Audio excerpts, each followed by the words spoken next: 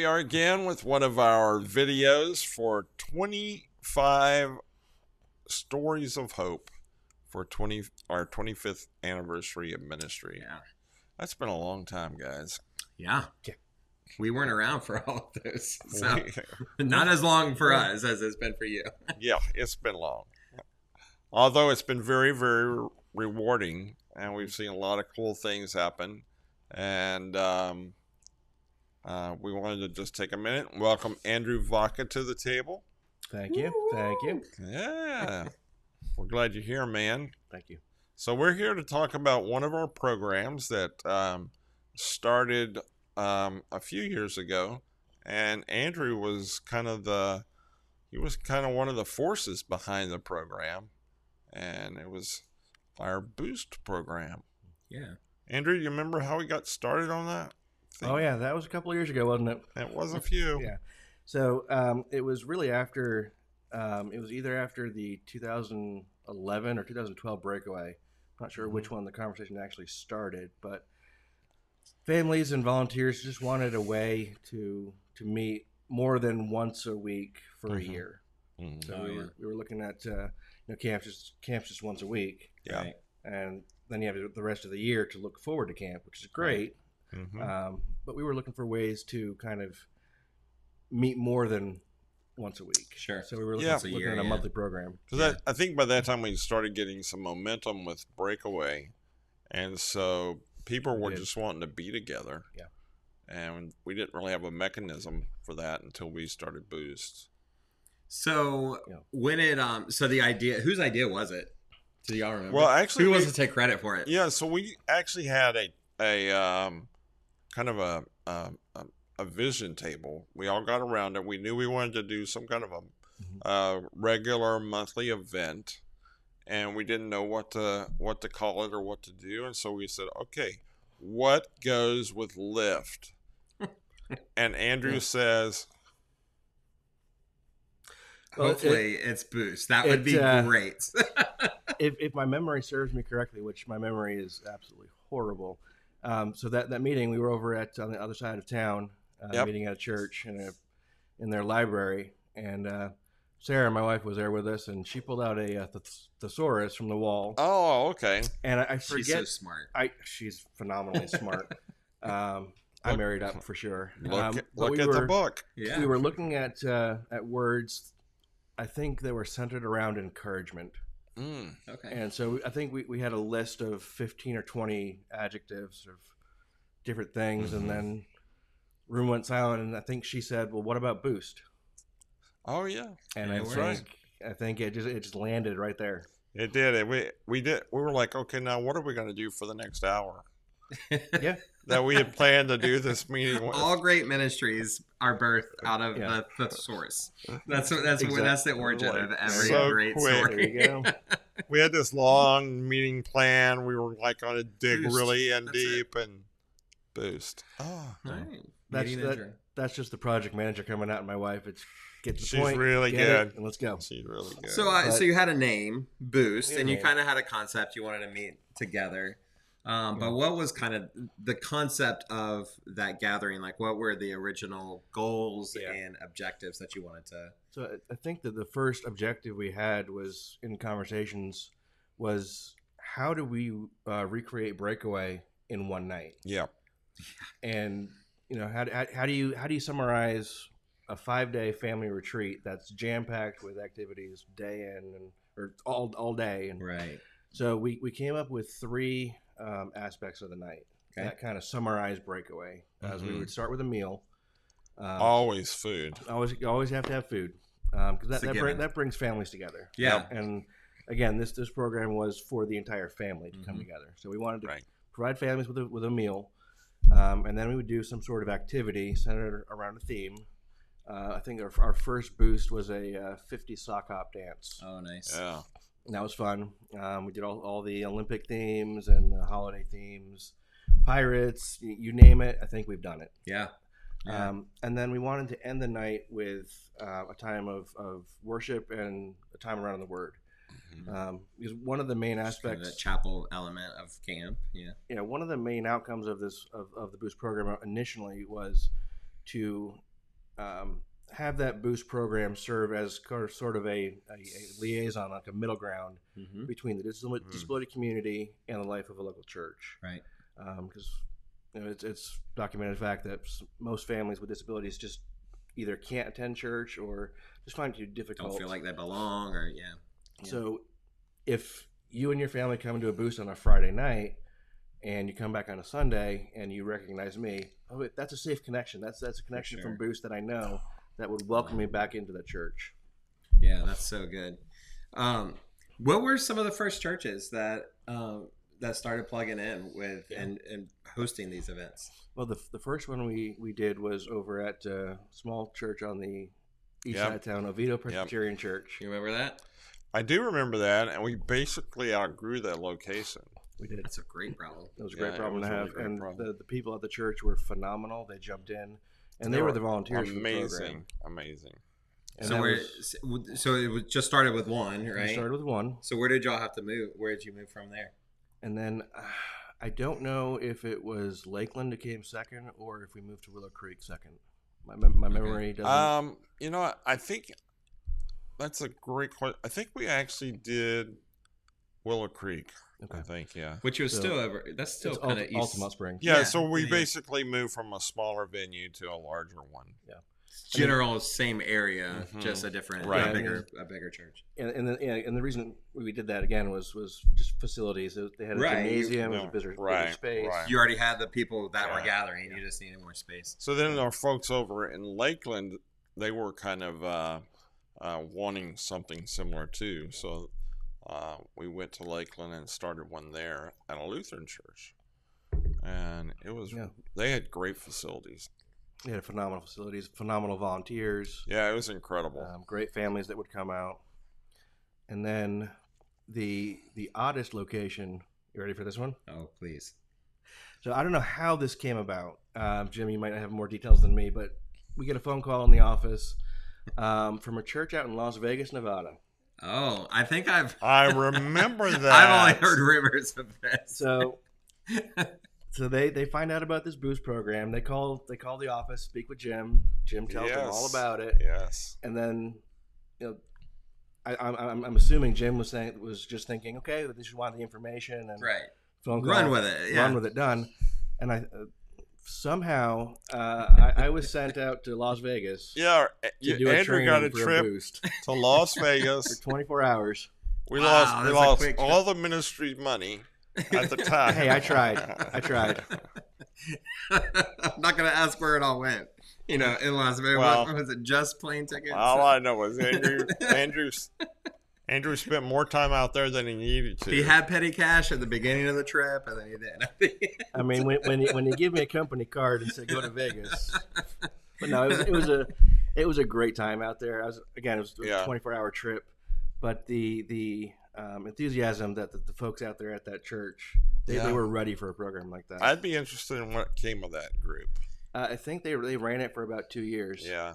And then I lost track with them. Yeah.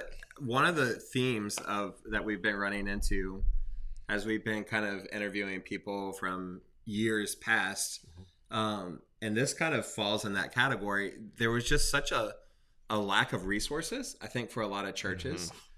It wasn't that churches didn't want to have a ministry specifically for people with disability or families. They just didn't know what to do.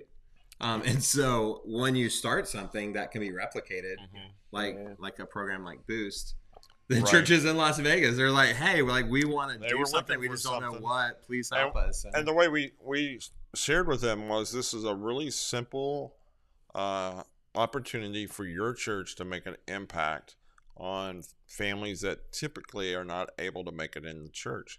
And so one of the reasons we did like the worship segment was because we knew families were having a difficult time, becoming a part of the fabric of the local church. And so we wanted to give them opportunity to worship and hear the word of God. And that's kind of one of the things we did. It was really great.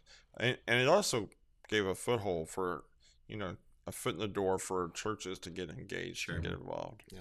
Andrew, do you what were some of the key families? I'm not saying that if you don't name them, they weren't a key family, But who were some of those early families that you maybe some of them are still around, So but they were really plugged into that Boost program? about I think 3 or 4 are still around. Yeah. Cindy and Kurt Remsteiner. Oh yeah. They were at the very first one. Yeah, they were. Nice. Justin King and Cheryl King Oh yeah. were there. Love Reyes it. were there. Yeah. Nice. And this, yes, all these years later, it's crazy. still very much a part of everything that goes Yeah. on. One of my favorite questions that we've been asking is significant moments or memories. Oh man. And I know that's going to be hard to narrow it down. 'Cause Yeah. y'all- How much time do we have? Boost had some like crazy things. Like y'all brought in like all kinds of firefighters and just all kinds of stuff. Like, do you have a memory that just stands out, that kind of rises to the top? Absolutely, 100% I do. And it's ingrained in my memory. So the first Boost we did was at Oviedo Presbyterian. Then we moved to Willow Creek Church in Altamont Springs, and then that space got too small, so we had to move to Northland Church in Longwood. Okay. And we were in the in their children's ministry area. They got a huge stage and Yeah, it's great. enough space Yeah. to use. Yeah. And we were in one of our worship times, and you both know Rashawn Oh yeah. Mhm. Van Streek.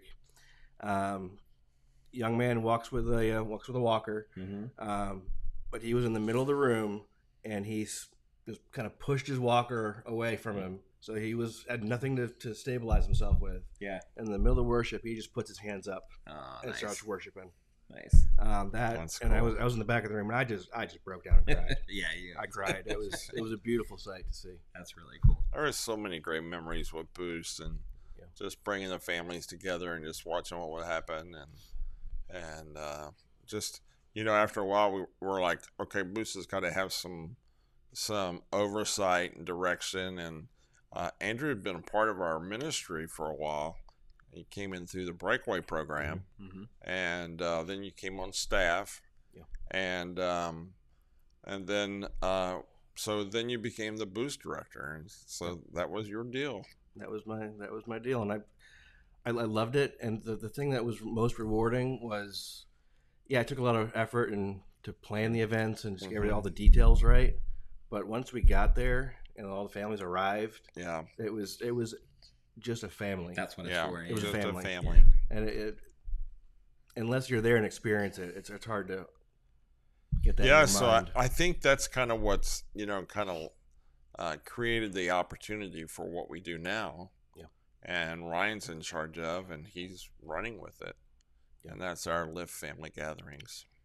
Yeah, and I was just gonna say, like, when we were kind of mapping out this year and what it was gonna look like, we want to talk to people that major significance. Our first volunteer, our first board chair. But we wanted to really highlight a handful of programs that kind of shifted the direction of Lyft.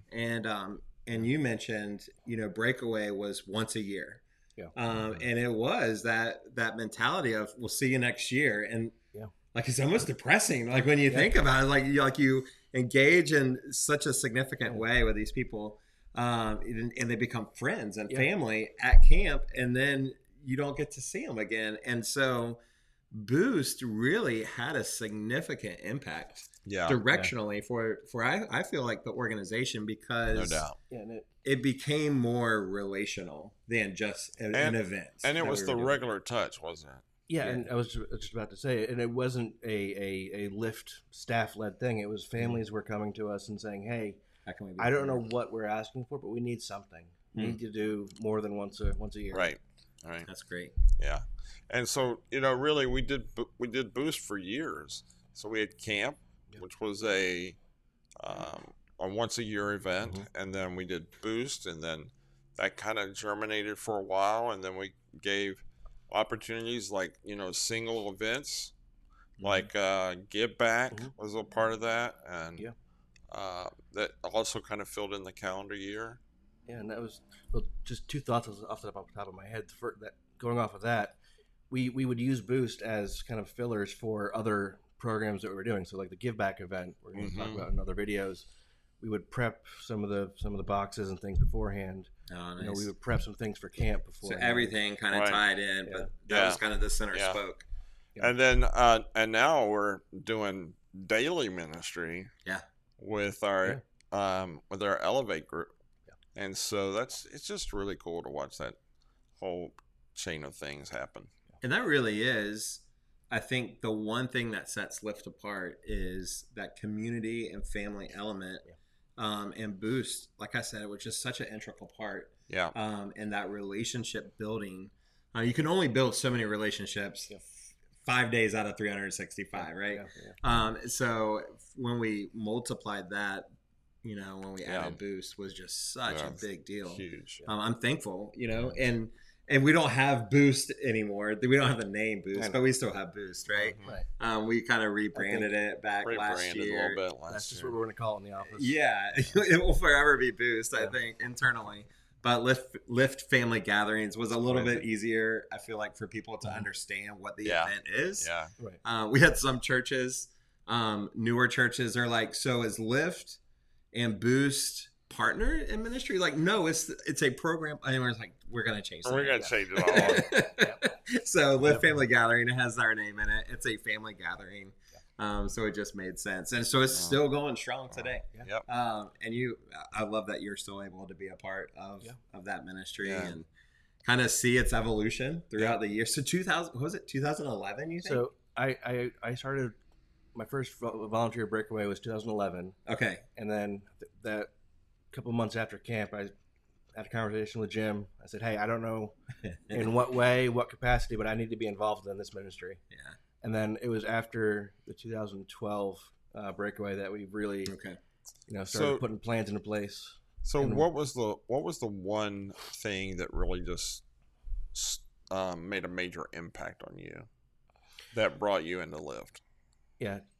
So that's a we got plenty of time, but I'll narrow it down. When I came to my first breakaway camp in 2011, I was almost 30 years old, and that was my first disability camp I've ever been to. And at that point, I had thought my life was going on a different path. I already set things in motion for that. And then when I got on this campground, it was a complete God thing, because backing up how I even got there was a complete God thing. I wasn't even a volunteer at that camp until the day before camp started. I get a phone call from this guy named Jim, who I've never met, and said, hey, you don't know me, I don't know you, but we need you to come volunteer at the camp. Yeah. Okay. And did you know Andrew was in a chair well, himself? I did not. So that was quite an eye opener for me. I remember circling back behind Renette and just kind of whispering to her, they didn't tell us he was in a wheelchair. We need a guy that can keep up. And you didn't have any problem keeping up. I'm so prejudiced, man. Says the guy in the chair. Yeah. That was pretty funny. But no, it was just getting around the people in this ministry. Yeah. And the volunteers. It was eye opening, and it wasn't anything audible, but in my head it was. God said, "This is what I need you to do." Yeah. This type of work. And for me, the Boost program was rewarding. Isn't the right word, but it was encouraging to see a program like that. I was fortunate enough that my dad's a pastor. I grew up in church. A lot of families with disabilities, again, just didn't have that opportunity. So to provide an outlet for that connection, I was all in. That's really cool. Well, Andrew, we're celebrating 25 years, and you have just made an amazing impact on not only the families we served and so many of our families that they talk about Andrew, their eyes open up and they're so loyal to you, and but you've also made a huge impact just on the character of Lift. And really helped us expand and to grow. And so, in front of all of our viewers and all of our families through the 25 years, I just want to thank you for your loyalty to Lyft and all that you've contributed. Thank you. Absolutely love you guys. It's great. Thanks.